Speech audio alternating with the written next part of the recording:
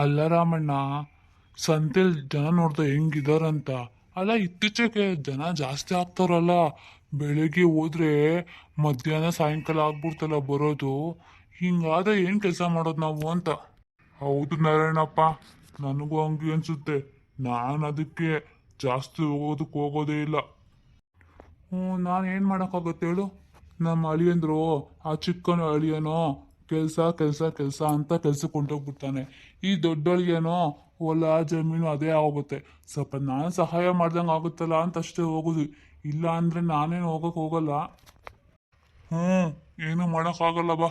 ನಮ್ಮ ಕೈಲಿ ಎಷ್ಟಾಗುತ್ತೋ ಸಹಾಯ ಮಾಡೋಣ ಅಲ್ವಾ.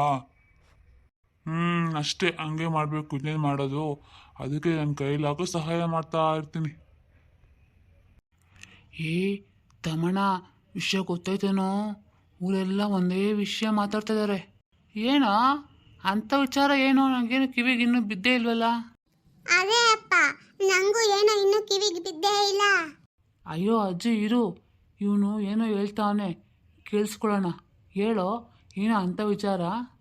ಅಲ್ಲ, ನಾನು ಬೆಳಗ್ಗೆ ಎದ್ದು ಊರೆಲ್ಲ ರೌಂಡ್ ಹಾಕೊಂಡು ಬಂದವಳು. ನನಗೆ ಗೊತ್ತಾಗಿಲ್ಲ, ಇವನಿಗೇನು ಗೊತ್ತಾಯ್ತೋ. ಅಯ್ಯೋ ಅಜ್ಜಿ ಇರು, ಹೇಳೋ ತನಕ ಕೇಳಿಸ್ಕೊ. ಏನಕ್ಕೆ ಹಂಗೆ ಅರ್ಜೆಂಟ್ ಮಾಡ್ತೀಯ? ಹೇಳೋ ಬೇಗ, ಅದೇನು ವಿಷಯ ಅಂತ. ಅಯ್ಯೋ ಅಣ್ಣ, ಅದೇ ನಮ್ಮ ನಾರಾಯಣಪ್ಪನ ಗೌಡ್ರ ಮಗಳು ಗೌರಿ ಇಲ್ವಾ, ಅವಳು ಅವ್ರ ಮನೆ ಆಳಿನ ಜೊತೆ ರಾತ್ರಿನೇ ಓಡೋಗೋಳಂತೆ. ಅಯ್ಯೋ ನೀನು ಯಾರೋ ವಿಚಾರ ಹೇಳಿದ್ದು ನಿಜಾನೇನೋ? ಹೌದು ಅಣ್ಣ, ನಿಜಾನೇ. ಊರೆಲ್ಲ ಇದೇ ಸುದ್ದಿ. ನಾನು ಕೇಳಿಸ್ಕೊಂಡೋನೆ ನಿನಗೆ ಹೇಳೋಣ ಅಂತ ಬಂದೆ. ಅಯ್ಯಯ್ಯೋ, ಊರ್ ಮಾನ ಮರ್ಯಾದೆ ಎಲ್ಲ ಹರಾಜ ಕೊಂಡೋಗ್ಬಿಟ್ಲಾ. ಅಯ್ಯೋ. ಅದೇ ಅದೇ ಊರೆಲ್ಲ ವಿಚಾರ ಆಗ್ತಾ ಇರೋದು. ಅಯ್ಯೋ ಪಾಪ, ಈ ವಿಚಾರ ಅವ್ರ ಅಪ್ಪಂಗೆ ಗೊತ್ತಾದ್ರೆ ಅವನು ಜೀವಂತವಾಗಿರ್ತಾನ? ತಲೆ ಎತ್ಕೊಂಡು ಊರಲ್ಲಿ ಹೆಂಗೆ ಓಡಾಡ್ತಾನೆ? ತನ್ನ ಮಗಳೇ ಹಿಂಗೆ ಮಾಡಿಬಿಟ್ರೆ ಊರ ನ್ಯಾಯ ಏನು ಹೇಳ್ತಾನೆ? ಅಯ್ಯೋ ಅಯ್ಯೋ ಪಾಪ, ದೇವ್ರಂಥ ಮನುಷ್ಯ ಅವರಪ್ಪ ಎಂಥ ಕೆಲಸ ಮಾಡೋಗ್ಬಿಟ್ಲು. ಅಣ್ಣ, ಅವಳಿಗೇನು ಕಮ್ಮಿ ಧೈರ್ಯ ಇತ್ತಾ ಅಮ್ಮ? ಅವಳು ಬೀದಿಲಿ ನಡ್ಕೊಂಡು ಬರ್ತಾ ಇದ್ರೆ ಯಾರೂ ಮುಲಾಜೇ ಇಲ್ಲ. ಅವಳು ಸ್ವಲ್ಪನೂ ಭಯನೇ ಇಲ್ಲ ಅವಳಿಗೆ. ತುಂಬ ದಿಮಾಕಿನ ಹೆಂಗ್ಸವಳು. ಅಯ್ಯೋ ಹೋಗ್ಲಿ ಬಿಡೋ ಪಾಪ, ದೊಡ್ಡ ಮನೆ ವಿಚಾರ ನಮ್ಗೆ ಯಾಕೆ? ಆದ್ರೂ ಇಂಥ ಮೋಸ ಮಾಡಬಾರ್ದಾಗಿತ್ತು ಅವಳು. ಬಿಡು, ಹೋಗ್ಲಿ, ಏನು ಮಾಡೋಕ್ಕಾಗುತ್ತೆ. ಆದರೆ ಗಂಗಮ್ಮ ಐತಲ್ಲ, ಆ ಅಮ್ಮ ಮಾತ್ರ ಹಿಂಗಲ್ಲ. ಹೌದಪ್ಪ, ಅವಳಿಗೆಲ್ಲ ಅವ್ರ ಅಮ್ಮನ ಬುದ್ಧಿನೇ ಬಂದಿರೋದು. ಅವ್ರ ಅಮ್ಮನೂ ಹಿಂಗೆ ಬಂಗಾರದಂಥ ಗುಣ, ಅದೇ ಗುಣ ಒತ್ತೈತಿ ಮಗು. ಸರಿ ಬನ್ರಿ ಹೋಗೋಣ, ನೋಡೋಣ ಏನಾಗುತ್ತೋ ಆಗಲಿ. ಅರೆ, ಇವರೆಲ್ಲ ಏನು ಮಾತಾಡ್ತಾವ್ರೆ? ಗೌರಿ ಅಂತ ಎಲ್ಲ ಓಡೋದ್ಲು ಅಂತ. ನಾರಾಯಣಪ್ಪ, ನಾರಾಯಣಪ್ಪ, ರಾಮಣ್ಣ ಅವರು ಏನು ಮಾತಾಡ್ತಾವ್ರಪ್ಪ? ನಡಿ, ಮನೆಗೆ ಹೋಗೋಣ, ನಡಿ ಬೇಗ. ನೀನು ಸಮಾಧಾನ ಮಾಡ್ಕೋ, ಗಾಬರಿ ಆಗಬೇಡ. ಮೊದಲು ನಾವು ಮನೆಗೆ ಹೋಗೋಣ ಬಾ, ಅಲ್ಲಿ ಏನಾಗಿದೆ ಅಂತ ಗೊತ್ತಾಗುತ್ತೆ. ಹೋಗೋಣ ನಡಿ. ಅಲ್ಲ, ಈ ಹಾಳಾದೊಳಗೆ ಏನು ಕೇಳಿದಲ್ಲ ಬಂದಿದೆ? ಅಲ್ಲ ತಡಿ, ಬಟ್ಟೆ ಬರೆಲ್ಲ ಏನಾಗುತ್ತೆ ನೋಡ್ತೀನಿ. ಅಯ್ಯೋ, ಬೀರ್ನಲ್ಲಿ ಏನೋ ಬಟ್ಟೆನೂ ಕಾಣಿಸ್ತಾ ಇಲ್ಲ. ತಡಿ, ಹೊರಗೆ ನೋಡ್ತೀನಿ.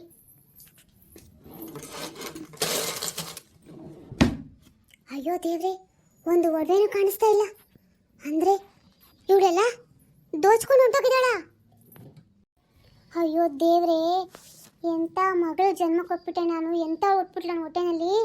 ಇಂಥ ಕೆಲಸ ಮಾಡೋಕ್ಕಂತಾನೆ ಎಷ್ಟು ವರ್ಷದ ಕಾಯ್ಕೊಂಡಿದ್ಲು. ಅಲ್ಲ, ಇವಳಿಗೆ ಏನು ಕಮ್ಮಿ ಆಗುತ್ತೆ ಮನೆಯಲ್ಲಿ? ಆ ಮನೆ ಹಾಳಿನ ಜೊತೆ ಓಡೋಗಿದ್ದಾಳಲ್ಲ.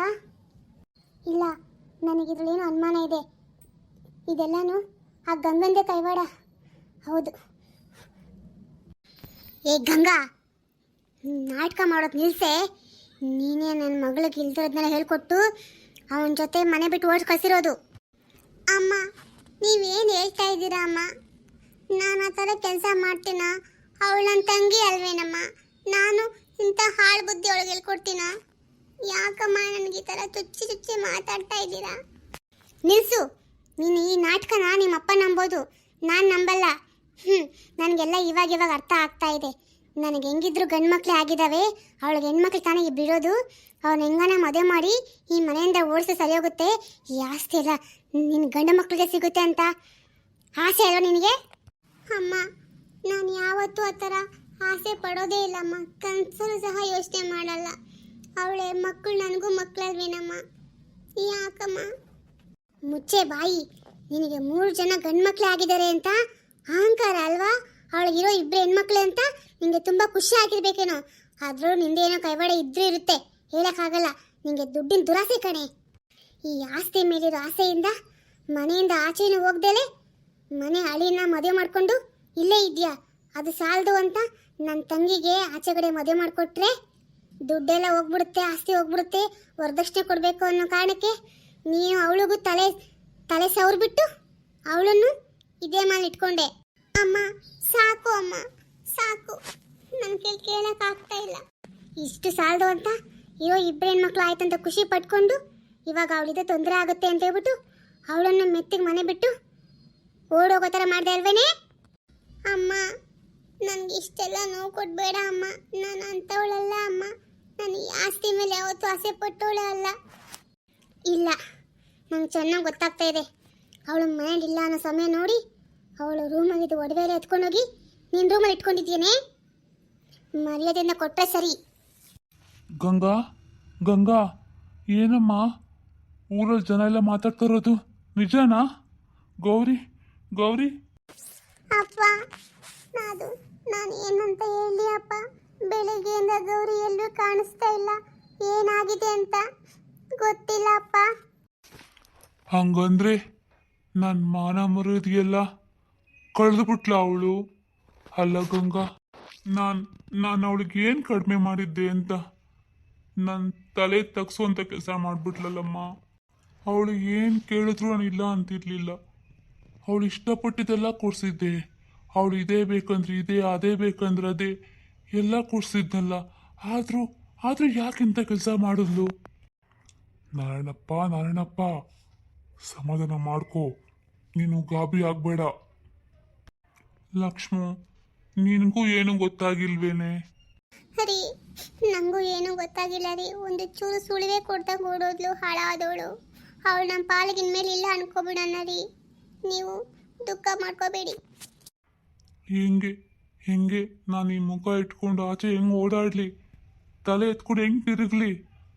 ರಾಮಣ್ಣ, ಮುಗೀತು, ಎಲ್ಲ ಮುಗ್ದೋಯ್ತಪ್ಪ.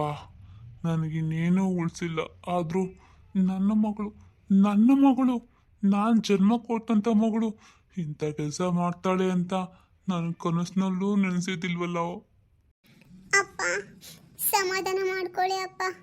ನೀವೇ ಹಿಂಗೆ ದುಃಖ ಪಟ್ರೆ ನಾವೆಲ್ಲ ಏನು ಮಾಡಬೇಕಪ್ಪ? ಹೌದು ನಾರಾಯಣಪ್ಪ, ನೀನು ಸಮಾಧಾನ ಮಾಡ್ಕೊಳಪ್ಪ. ಏನು ಮಾಡೋಕ್ಕಾಗುತ್ತೆ? ಹೆಣ್ಮಕ್ಳು ಇಂಥ ಕೆಲಸ ಮಾಡಿಬಿಟ್ರೆ ಯೋಚನೆ ಮಾಡಲ್ಲ. ತಂದೆ ತಾಯಿ ಪರಿಸ್ಥಿತಿ ಏನಾಗುತ್ತೆ, ಅವ್ರ ಮಾನ ಮರ್ಯಾದೆಯೆಲ್ಲ ಏನಾಗುತ್ತೆ ಅಂತ ಯೋಚನೆ ಮಾಡಲ್ಲಪ್ಪ.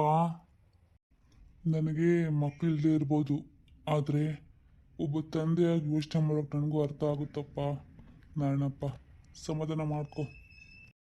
ಈ ವಿಚಾರ ಎಲ್ಲ ಊರಿಗೆಲ್ಲ ಗೊತ್ತಾಗ್ಬಿಟ್ಟಿದೆ ರಾಮಣ್ಣ. ನಾನು ಮುಖ ಇಟ್ಕೊಂಡು ಬದುಕೋಕ್ಕಾಗಲ್ಲಪ್ಪ. ಇಂಥ ಜೀವನ ನನಗೆ ಬೇಡ. ಅಯ್ಯೋ, ನಾನು ಹೋಗ್ಬಿಡ್ತೀನಿ, ನಾನು ಉಳಿಯಲ್ಲ. ಅಪ್ಪ, ನೀವು ಹಿಂಗೆಲ್ಲ ಮಾತಾಡಬೇಡಿ ಅಪ್ಪ. ನೀವೇ ಹಿಂಗೆ ಮಾತಾಡ್ಬಿಟ್ರೆ ನಾವೆಲ್ಲ ಏನಾಗಬೇಕಪ್ಪ? ಅಪ್ಪ, ಅಪ್ಪ ಏನಾಯ್ತು ರೀ? ಏನಾಯ್ತು ರೀ?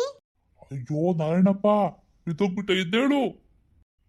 ಅಮ್ಮ, ಗಂಗಾ, ಲಕ್ಷ್ಮಮ್ಮ, ಬನ್ರಿ, ಎತ್ಕೊಂಡೋಗಿ ಇನ್ನು ರೂಮಲ್ಲಿ ಮಲ್ಸೋಣ, ಬನ್ರಿ. ಅಪ್ಪ, ಎದ್ದೇಳಪ್ಪ.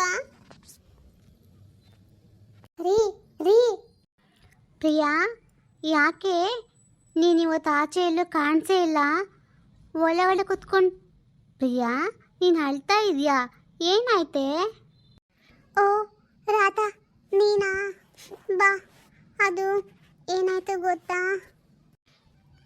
ಅದು ನಾನು ನಮ್ಮ ದೊಡ್ಡಮ್ಮ ಹೇಳಿದ್ರು, ಇನ್ನೂ ಒಂದು 3 ದಿನ ಇಲ್ಲ 5 ದಿನ ನೀನೆಲ್ಲೋ ಆಚೆ ಹೋಗ್ಬಾರ್ದು ಅಂತ. ಅದಕ್ಕೆ ನಾನು ಒಳಗಡೆನೇ ಇದ್ದೀನಿ ಕಣೆ. ಓ ಹಂಗಂದ್ರೆ ನೀನು ಆ ಹೌದಾ? ಹೌದು ಕಣೆ. ಅದಕ್ಕೆ ಯಾಕೆ ಎಷ್ಟೊಂದು ಅಳ್ತಿದ್ಯಾ, ಬೇಜಾರಿದ್ಯಾ? ರಾಧಾ, ನಿನಗೆ ಗೊತ್ತಲ್ಲ ಕಣೆ ನಾನು ಯಾವ ಸ್ಥಿತಿಲಿದ್ದೀನಿ ಅಂತ, ನಮ್ಮ ದೊಡ್ಡಮ್ಮ ಎಷ್ಟು ಕಾಟ ಕೊಡ್ತಾರೆ ಅಂತ ನಾನು ನಿಂಗೆಲ್ಲ ಹೇಳ್ಕೊಂಡಿದ್ದೀನಿ ಅಲ್ವಾ. ಆದರೆ ಇಂಥ ಸ್ಥಿತಿಯಲ್ಲೂ ನಮ್ಮ ದೊಡ್ಡಮ್ಮ ತುಂಬ ಕಾಟ ಕೊಡ್ತಾರೆ ಕಣೆ. ನನಗೇನು ಕೆಲಸ ಮಾಡೋಕ್ಕಾಗಲ್ಲ ಅಂದರೂ ನನ್ನ ಕೈಲೆಲ್ಲ ಕೆಲಸ ಮಾಡಿಸ್ತಾ ಇದ್ದಾರೆ. ನೆಟ್ಟೆ ಊಟನೂ ಕೊಡ್ತಾ ಇಲ್ಲ ಕಣೆ. ನೋಡು ನನ್ನ ಕೈ ಕಾಲೆಲ್ಲ ಹೆಂಗಾಗ್ಬಿಟ್ಟಿದ್ದಾವೆ. ಕೈ ಕಾಲಲ್ಲಿ ಶಕ್ತಿನೇ ಇಲ್ಲ ಕಣೆ, ಎಲ್ಲ ಸೋತೋಗ್ಬಿಟ್ಟಿದ್ದಾವೆ.